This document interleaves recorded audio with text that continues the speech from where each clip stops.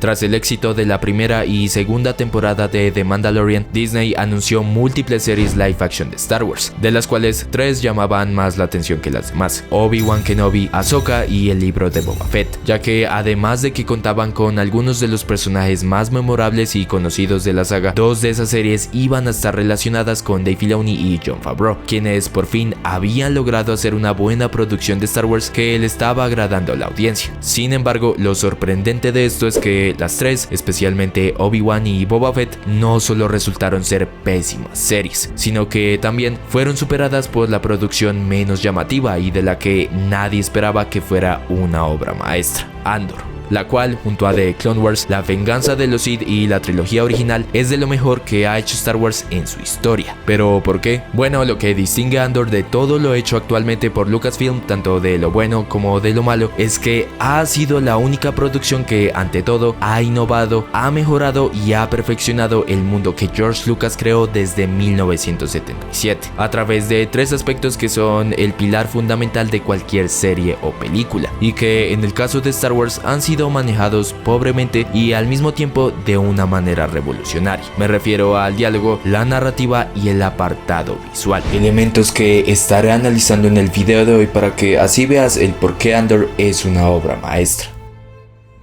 Si te preguntara qué es lo peor que tiene y ha tenido Star Wars, muy probablemente me responderías que las secuelas, algunos errores en la continuidad del canon o cosas tan simples como ciertas actuaciones o el humor. No obstante, el mayor problema de la saga nunca han sido estas cosas, ya que desde un inicio, si algo es en lo que ha estado fallando, es en su diálogo. Algo que no solo digo yo ni muchas otras personas, sino también dicho por el propio George Lucas en varias entrevistas y libros, y uno que otro actor, como Alec Guinness, Ewan McGregor o Mark Hamill. The dialogue was a little bit difficult. I remember there was one line that I just begged him to take out.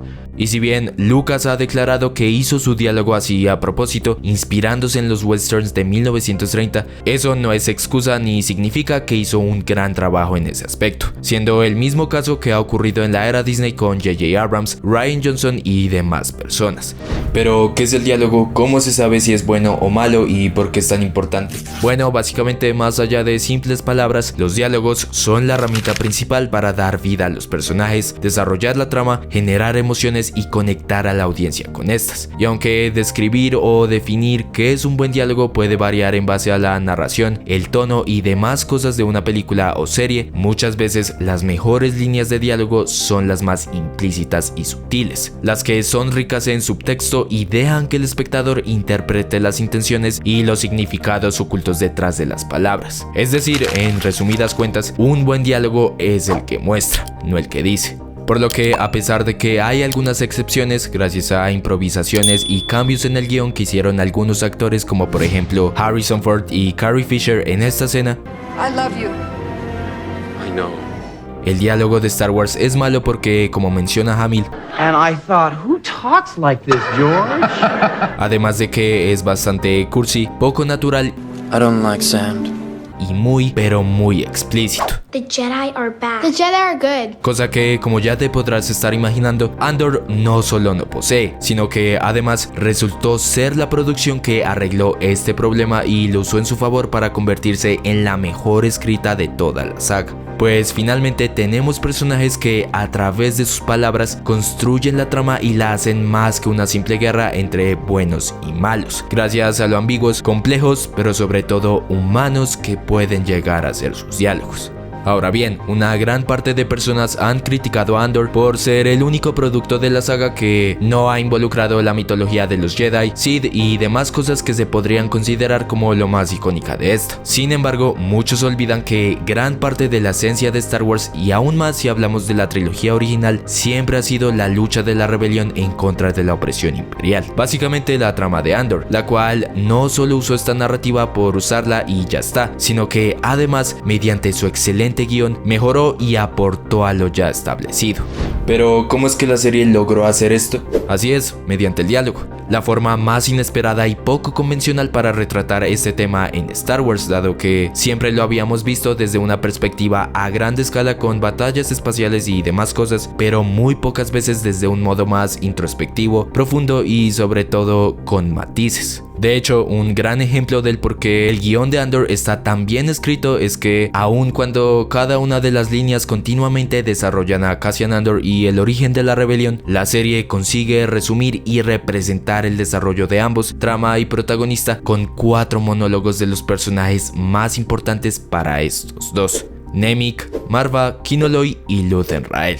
Por una parte tenemos el manifiesto de Nemik, un joven rebelde visto por primera vez durante el arco del atraco al Dani, quien, a diferencia de los demás miembros del grupo, parecía ser el que estaba más involucrado con la rebelión desde un punto de vista ideológico. Y aunque trágicamente murió en el episodio 6 al ser aplastado por un montón de créditos durante la huida de los rebeldes, sus ideas lograron perdurar a través de su manifiesto, entregado cuidadosamente a Cassian, el cual, antes de haber sido encarcelado en Narkina 5, se negaba a leerlo, más que nada porque no le interesaba ser parte de esta lucha. Sin embargo, después de sufrir y entender la opresión y la maldad imperial al ser capturado, es cuando decide darle una oportunidad, y no pudo escoger mejor momento para leerlo, puesto que sus palabras funcionan como una perfecta analogía a todo lo sucedido en Narkina 5, predicen lo que será el origen de la Alianza Rebelde y lo convencen definitivamente de preferir dar su vida luchando que morir dándoles lo que quieren. There will be times when the struggle seems impossible. I know this already. Alone, unsure, dwarfed by the scale of the enemy. El manifiesto empieza con esas palabras, y nosotros, la audiencia, la escuchamos como una voz en off, mientras nos muestran por unos segundos a una Bix sin defensa, asustada y reprimida, justamente como se encontraban los prisioneros en Narkina 5, y representando de esta manera las muchas personas que han de estar así por culpa de la opresión imperial. Remember this. Freedom is a pure idea. It occurs spontaneously and without instruction. ¿Qué mejor frase para sintetizar el origen de la rebelión que esta? La cual, dentro de un contexto general, la hemos visto ser representada en muchos de los personajes de la saga, como Luke Skywalker por ejemplo, y que dentro de la serie se hace presente no solo en los reclusos de Narkina 5, quienes ya se han alistado a la causa antes de siquiera darse cuenta, tal y como sucede con Cassian al liderarla, o con Melshi, visto más tarde en Rogue One como sargento de la Alianza, sino que también se hace presente en personajes como Skin, cuyas intenciones no eran buenas debido a que planeaba escapar con los 8 millones de créditos que habían robado en Aldhani, pero que al fin y al cabo, como dice Bell, Everyone has their own rebellion. y el propio Skin, Oh, I'm a rebel. It's just, me against everybody else. demostrando que al final el impulso humano hacia la libertad es prácticamente espontáneo e inevitable. Una idea que el imperio cree controlar por medio de la tiranía, pero que nunca entenderá del todo por su orgullo y menosprecio a la gente común. Incluso Palpatine, el Lord Sith más poderoso de todos los tiempos, por inteligente que sea, tampoco la puede comprender. Del mismo modo que no puede imaginar que Anakin Skywalker lo traicionara alguna vez. Y de hecho la serie hace énfasis en esto en un diálogo que puede pasar desapercibido por el sentido metafórico que tiene. People don't look down the way they should. They don't look down, they don't look past the rust. Not us though, eh?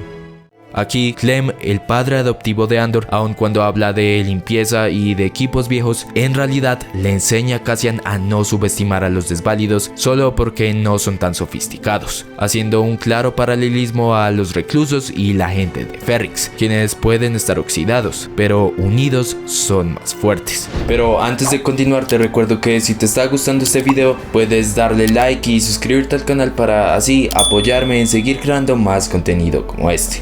Ahora sí, continuemos. The Imperial need for control is so desperate because it's so unnatural.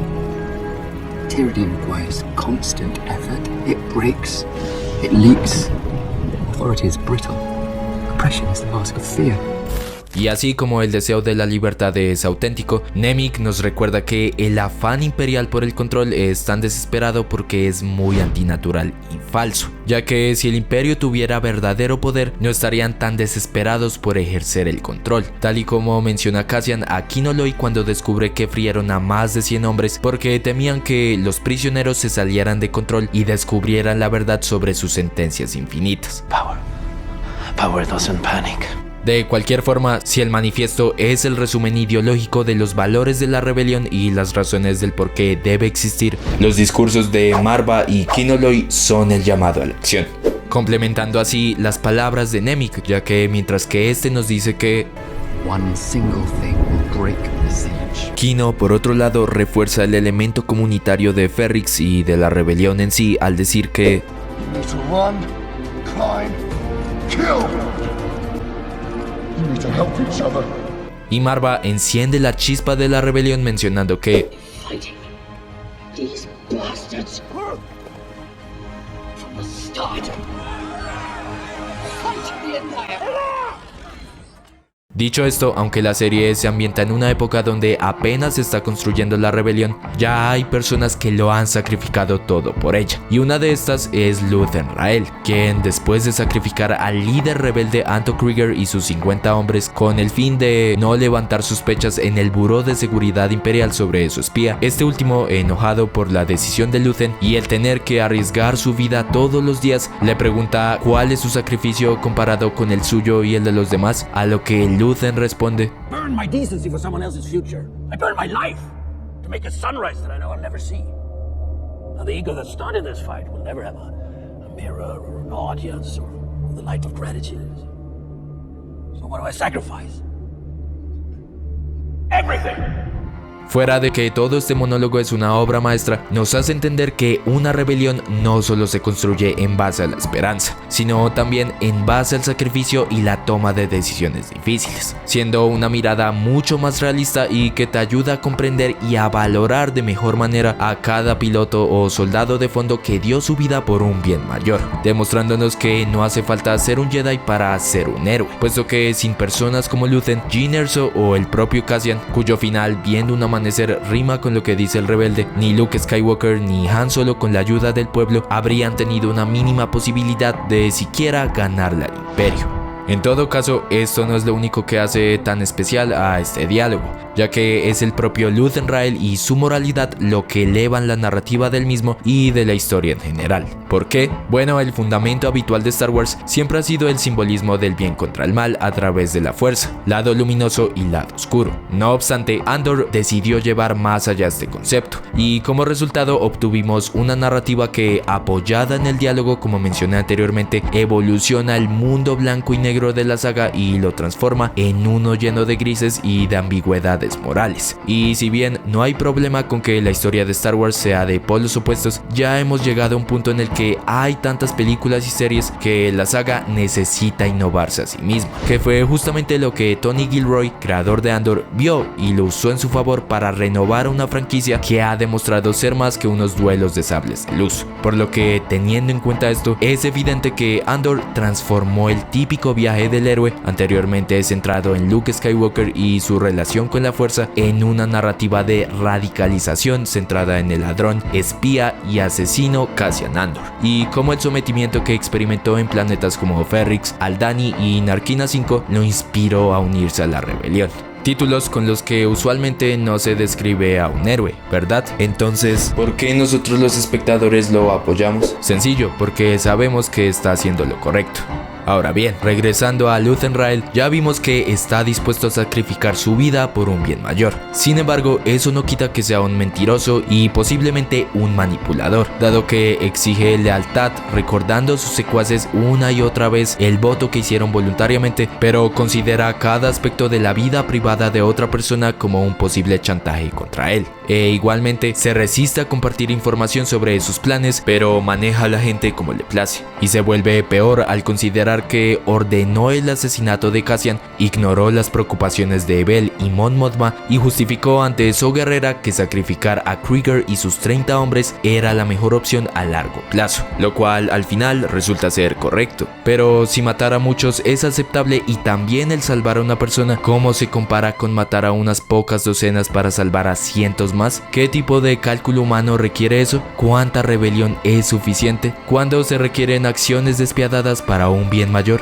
Todas estas cuestiones morales las plantea un solo personaje, Así de bien escrito está Luthen Rael, quien ya ha matado antes y volverá a matar, porque la serie nos presenta el concepto de que el fin justifica los medios. Y aunque en muchas otras producciones de Star Wars estas serían razones para aborrecer a Luthen y considerarlo inadecuado para la causa, de acuerdo a su monólogo entendemos que, como en todo conflicto, para alcanzar el amanecer después de la tormenta debe existir el pueblo ofrecido como sacrificio y el pueblo que dirige los sacrificios. Sea como sea, si la serie retrata temas como la decadencia de la justicia, la opresión imperial y la insurrección rebelde desde un punto de vista humano, complejo y ambiguo que se puede considerar como más maduro en contraposición de otras historias de la saga, es lógico que Andor necesita abordar estos temas no solo desde la perspectiva del ciudadano, sino a través del de la política. Un aspecto que George Lucas decidió introducir en las precuelas, básicamente para darle más profundidad narrativa a su mundo, tal y como sucede en otras franquicias, ya sea Marvel, Harry Potter o Game of Thrones, por nombrar algunas. Sin embargo, al igual que muchos de los elementos de estas tres películas, como por ejemplo todo lo relacionado con Sifo Dyas, la creación de los clones y el Conde Dooku, que si no fuera por Clone Wars y varias novelas aún seguiría siendo una trama extremadamente confusa, Lucas no supo cómo aterrizar el concepto de la política en Star Wars, lo que resultó en varias escenas tediosas y complicadas de entender y una disminución significativa de este aspecto de una película a la otra por la mala recepción que tuvo. Y si bien uno que otro proyecto actual como The Bad Batch o Rebels retomaron el ámbito político de vez en cuando, fue Andor la que lo volvió a poner en primer plano y además de la mejor manera posible. Pero ¿por qué la trama política de Andor funciona mientras que la de las precuelas no? Bueno, una de las principales razones es por el énfasis que la serie hace en el personaje, y es que Saw Gerrera, Mon Mothma, Luthen Rael, Ded Ramiro y Cyril Karn se sienten completamente desarrollados, a diferencia de los muchos senadores unidimensionales de las precuelas, como por ejemplo Valorum, Nute Gunray e inclusive el canciller Palpatine, que no evoluciona ni destaca en ningún momento hasta el episodio 3, siendo todo lo contrario de lo que sucede en Andor, la cual al mantener en todo momento una narrativa centrada en el ser humano, establece a cada uno de sus personajes como personas antes de profundizar en su política, y no al revés. Asimismo, otra de las razones es que mientras que las películas abordan el tema político de un modo cero interesante, con un sinfín de palabras sofisticadas, la trama política de Andor no se desarrolla a través de un diálogo aburrido. Así es, el diálogo vuelve a ser muy importante aquí, puesto que la narrativa al plantear el sacrificio y los riesgos mortales que enfrentan personajes como Mon Mothma y Luthen Rael, cada palabra hacia los demás llega a tener un peso muy importante para la historia, al punto de que si confían en las personas equivocadas, son escuchados por alguien que no debería, o hablan con la verdad o mienten incluso a sus aliados, podría costarles todo, tanto a ellos como a los que dependen de su discreción, haciendo así de las conversaciones unas llenas de suspenso, incertidumbre e intriga. Y por último, la trama política de Andor es un éxito porque la serie mantiene a su protagonista principal apartado de la diplomacia general, permitiendo que haya un balance entre diálogo y acción. Por una parte, brindando la impresión de que la galaxia donde se sitúan los hechos es extremadamente grande, tal y como se supone que es, ya que tener a Cassian directamente involucrado con los políticos de alto rango, además del pueblo, parecería poco creíble en un universo con millones de kilómetros de distancia entre cada sistema estelar, y por la otra, representando sutilmente el impacto que tiene la política sobre los habitantes de la galaxia, algo que pocas veces se ha visto en el live action, pero que Andor retrata de manera perfecta cuando, después del robo de la base imperial de Aldhani en el episodio 6, el Buró de Seguridad Imperial responde con un mayor autoritarismo, lo que lleva a que Cassian sea condenado injustamente, justo cuando las sentencias generales para aquellos que ya estaban presos se vuelven infinitas, simbolizando de este modo el cómo las decisiones tomadas desde arriba pueden afectar a las personas de abajo, incluso a aquellos que prefieren no hacer nada.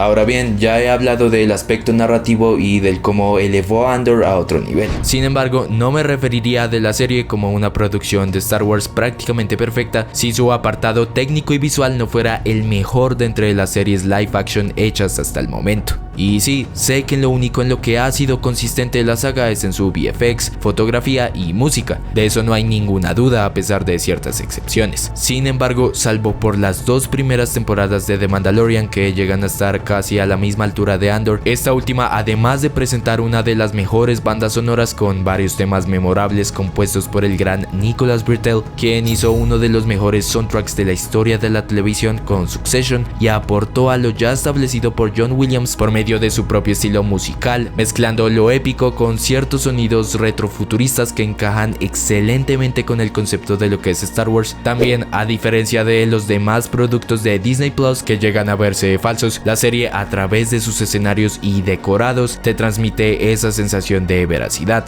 de que todo es real. Algo que muchos dirán que se debe al presupuesto, dado que Andor es la serie más costosa de la saga hasta el momento, con un valor de $250 millones. No obstante, The Acolyte, por ejemplo, que tuvo un coste de 180, siendo la segunda más cara y costando lo mismo que Dune parte 2, se ve limitada, falsa en algunas escenas y como una parodia o un fanfilm. Por lo que, ¿por qué Andor se ve así?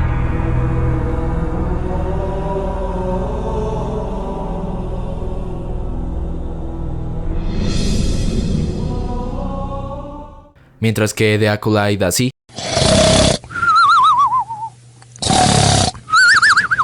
Bueno, más allá del evidente fallo de dirección y la mala administración del presupuesto que tiene esa serie, Andor se ve real porque los creativos priorizaron el uso de efectos prácticos por sobre la pantalla verde o el volumen, filmando en exteriores y construyendo grandes sets con el fin de darle ese toque de realismo, recuperando otra de las muchas cosas que caracterizaban y eran la esencia de la trilogía original: los efectos prácticos. Aún así, si no hay un buen equipo de filmación detrás de escena, es claro que el decorado se habría visto opacado por esto. Pero como es de esperarse, Andor tuvo un muy buen director de fotografía, el señor Damián García, quien le hizo justicia al guión y se acercó bastante al trabajo de Greg Fraser en Rogue One, al hacer visualmente bella la serie, pero también al acompañar a la narrativa convencional con la narrativa visual, mostrando ciertos simbolismos que añaden más profundidad a la historia y que complementan al diálogo, reafirmando lo que dije al inicio del video: un buen diálogo es el que muestra, no el que dice.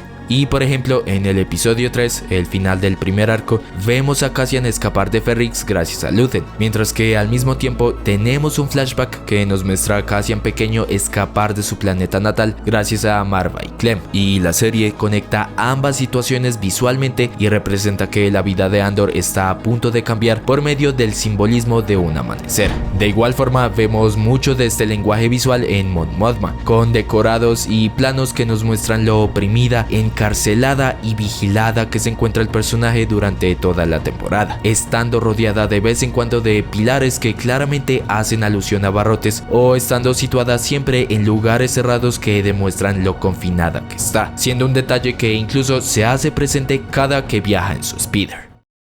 Es así que, para terminar, me gustaría mencionar que esto es lo que deberían hacer las nuevas películas o series de Star Wars: mejorar el producto original, no empeorarlo. Y realmente no entiendo cómo, después del estreno de esta primera temporada, los directivos de Lucasfilm no hayan tomado Andor como un punto de referencia para lo que está bien y lo que deberían seguir haciendo. Es decir, más producciones que no dependan del fanservice o la saga Skywalker y que prioricen la calidad narrativa sobre cualquier otra cosa. Pues ¿de qué te sirve hacer una serie o película visualmente bella si la historia o los personajes serán un desastre? De hecho, Andor es una prueba viviente de que la saga puede evolucionar y ser mejor de lo que ya era, no solo por todas las cosas de las que ya hablé en este video, sino porque sencillamente demostró que Star Wars ya ha llegado a un punto en el que es tan vasto y tan gigante que no necesita depender ni de la fuerza, ni de los Jedi, ni de los Sith. Y aunque el espectáculo fue lo que hizo grande a la creación de George Lucas desde un inicio, la narrativa y los diálogos ayudaron a Andor a ser un espectáculo de otro nivel y una de las mejores producciones que Lucasfilm ha hecho en décadas. Y con esto hemos llegado al final del video, por lo que te invito a que dejes tu opinión del mismo o de la serie en los comentarios, e igualmente te agradecería demasiado si le das like y te suscribes al canal, para así apoyarme en seguir creando más contenido como este. Y si deseas ver más videoensayos relacionados a Star Wars u otras películas o series. Sin nada más que decir, les habló Juan Roa y esto es Sin Expedientes. Hasta la próxima.